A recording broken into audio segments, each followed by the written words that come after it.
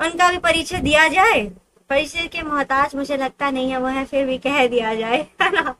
तो जिनकी लेखनी बोले तो मन में हो स्पंदन, जिनकी लेखनी बोले तो मन में हो स्पंदन, हर मिसरा बहे जैसे गीतों का अनुबंधन, प्रबल उनके विचार जिससे महफिल हो रोशन। आ चुके हैं आपके समक्ष संग्रामपुर से अपनी रचना प्रस्तुत करने विनीत रंजन। विनीत सर, हाँ तालियां होनी चाहिए, ये सही बात है। Ramchandra sir, Anjali ma'am, Vandana ma'am, Gayatri ma'am, Vaishali ma'am, Akriti ma'am भी, Narendra sir, thank you everyone. Vineet sir, बहुत बहुत नमस्कार आप सभी को, बहुत बहुत नमस्ते सर। प्रणाम। क्योंकि इधर कुछ दिनों से काफी व्यस्त था मैं कुछ कारणों को लेकर, कुछ काम को लेकर के, लेकिन क्योंकि इस मंच से इतना ज्यादा लगाव हो गया है कि खुद को मैं रोक ही नहीं पाया और समय निकाल करके, और थैंक यू रजिस्ट्रेशन भी सर। मैंने बिल्कुल लास्ट टाइम पे किया क्योंकि मुझे लग नहीं पा रहा था कि शायद ज्वाइन कर पाऊंगा या नहीं, लेकिन मैंने कर ही दिया कि नहीं मुझे जाना है थोड़े समय के लिए, लेकिन अपनी उपस्थिति वहां पर दिखानी है। अभी शुक्रिया जैसा सर कि आप आए। अंजलि, जी बिल्कुल धन्यवाद। अभी जैसे कि अंजलि मैम ने पोएम सुनाया और बिल्कुल बहुत ही सटीक कविता थी आजकल के समाज के ऊपर जो चीजें हो रही है। तो शायद याद होगा जब मैं पिछली बार इस मंच से जुड़ा था तो मैंने एक कविता सुनाई थी, नारी तुम अब नरसंहार करो। जी। तो जो नारियों के लिए आवश्यक है कि श्रृंगार में एक चीजें और जोड़नी होगी, वो है शस्त्र। ये बात शायद समाज के किसी अंग के सीने में जाकर के लगी होगी बहुत जोर से, लेकिन मैं ये सही बात बोल रहा हूँ। ये आजकल की प्राथमिकता हो गई है कि नारियों को, शस्त्र। ये चाहे किसी तरह का हो, लेकिन आपको अपनी सुरक्षा खुद स्वयं करनी होगी, क्योंकि समाज इतना ज्यादा बर्बर हो चुका है। आप कहते हैं लोग कि मानवता जिंदा है, बिल्कुल जिंदा है, लेकिन 10%, 20% लोगों के अंदर, 80% लोगों के अंदर वो बड़बड़ता आ चुकी है, वो गलत चीजें आ चुकी है। जी। हालांकि ऐसी चीजें होती है तो बिल्कुल बुरा लगता है और नहीं होना चाहिए, लेकिन इसके साथ साथ आवश्यक है कि थोड़ा सा आप लोगों को थोड़ा सा स्ट्रांग बन के रहना होगा। और बाकी हमारा देश, जैसा कि अभी सर ने बताया कि संस्कारों के ऊपर चलता है, 16 संस्कार और ये सब चीजें लेकर चलना, बिल्कुल सही बात है।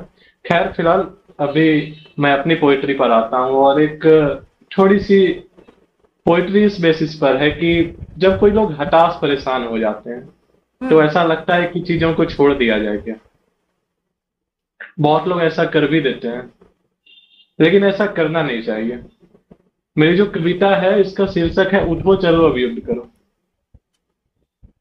स्वागत है उठो सर। चलो अब युद्ध करो, और कविता है कि संघर्षों के इस पथ पर मैं यूं जूझने लग जाता हूँ, मानो पवन की एक धार से मैं बुझने लग जाता हूँ। संघर्षों की इस पथ पर मैं यूं जूझने लग जाता हूँ, मानो पवन की एक धार से मैं बुझने लग जाता हूँ। प्रश्न स्वयं से करता कैसे खुद को मैं तैयार करूं, प्रश्न स्वयं से करता कैसे खुद को मैं तैयार करूं। शिव की भांति विष को पी लूं या अग्नि से श्रृंगार करूं। मैं धैर्य युधिष्ठिर सा डरकर, मैं धैर्य युधिष्ठिर सा डरकर प्रण भीष्म सा करता हूँ। क्रोध में जीता भीम के जैसे कभी कर्ण सा मरता हूँ, क्रोध में जीता भीम के जैसे कभी कर्ण सा मरता हूं। पर मैं अज्ञानी ना दुर्योधन सा, सत्ता से ना प्रेम मुझे, पर मैं अज्ञानी ना दुर्योधन सा, सत्ता से ना प्रेम मुझे। प्रतिशोध में जो बैठा रहता न सूर्योदय ना रैन सूझे। हार कदाचित स्वीकार, हार कदाचित स्वीकार मैं आस नहीं ढलने दूंगा। हर चरित्र ढूंढूंगा स्वयं में, दुशासन नहीं पलने दूंगा। ना भीष्म द्रोण कृप के जैसे मैं मौन खड़ा रह पाऊंगा, ना भीष्म द्रोण कृप के जैसे मैं मौन खड़ा रह पाऊंगा। ना धृतराष्ट्र सा कायर बनकर यूं मृत्यु से डर जाऊंगा। पर पार्थ की भांति कभी कभी मैं, पर पार्थ की भांति कभी कभी मैं मोहजाल में लिप्त हो जाता हूं। फिर केशव की भांति समझा स्वयं को मैं तृप्त हो जाता हूं, फिर केशव की भांति समझा स्वयं को मैं तृप्त हो जाता हूं। कि उठो पार्थ मोह को त्यागो, यही अब कर्म तुम्हारा है। कि उठो पार्थ मोह को त्यागो, यही अब कर्म तुम्हारा है। रणभूमि के उस छोड़ खड़े में कोई नहीं तुम्हारा है। गांडीव का सर फेरो, तर्कस से काल निकालो तुम। अतीत को भूलो ना ऐसे, रक्त को अपने उबालो तुम। धरा की धूल माथे पर लेपो, चेतनाओं को शुद्ध करो। धरा की धूल माथे पर लेपो, चेतनाओं को शुद्ध करो, रन से ना भागो तुम प्यारे, उठो चलो अब युद्ध करो। रन से ना भागो तुम प्यारे, उठे चलो अब युद्ध करो। तो बहुत बहुत धन्यवाद। बहुत ही मोटिवेशनल पॉइंट थी। और थैंक यू मैम।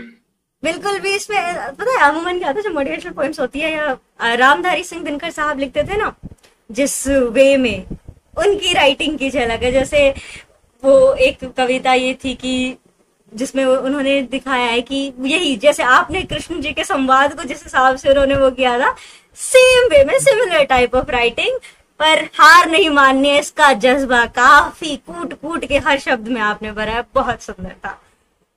और एक विशेष बात मैं बताना चाहूंगा कि जो मैंने पिछली दफा आंध्र प्रदेश की बात की थी, हाँ तो हालांकि मुझे कुछ दिन पहले जाकर के पता चला कि रामधारी सिंह दिनकर भी इसी भूमि से थे, आंध्र प्रदेश की भूमि से ही, हमारे जिले से ही थे। हालांकि वो जिला फिलहाल कुछ दिनों पहले एक मुंगेर के बगल में एक जिला खगड़िया है उसमें चला गया है, लेकिन जो आंध्र प्रदेश का जो क्षेत्र था उसी के अंदर उनकी भी जन्म हुई थी। नाइस, मुझे ये आज और ये जानकारी सब प्राप्त हुई।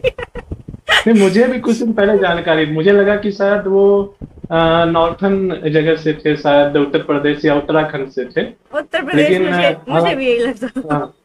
हाँ, लेकिन मैंने जब उनकी एक किताब मंगाई तो रश्मि रथी, तो मुझे पढ़ना था, उसके कुछ छंद मैंने पढ़े हुए थे लेकिन मुझे पूरा किताब पढ़ना था, तो मैंने वो मंगाया। तो मैंने देखा जब कि आंध्र प्रदेश के रीजन में उनका जन्म हुआ था, तो सच बता रहा हूँ कुछ देर के लिए ना बिल्कुल गर्व से सीना चौड़ा हो गया कि होना शायद जो चाहिए। राष्ट्र कवि है वो इस धरती से आए हैं।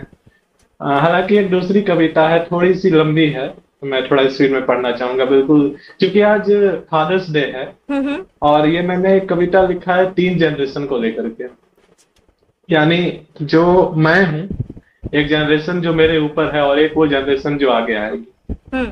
और बिल्कुल गांव से रिलेटेड चीजें हैं, क्योंकि अभी हम लोग कुछ दिन पहले पर्यावरण दिवस भी मना रहे थे जी। और जहाँ पर कि गांव की बातें होती है, हर चीज होता है, लेकिन अभी भी मैं गांव की ओर जब जाता हूँ तो अब वो चीजें नहीं दिखती। बहुत सारी ऐसी चीजें हैं जो खत्म हो गई है और जिम्मेदार हम ही हैं कि हम लोग बचा नहीं पाए उसको। तो उसके लिए एक कविता है, सुने आप लोग।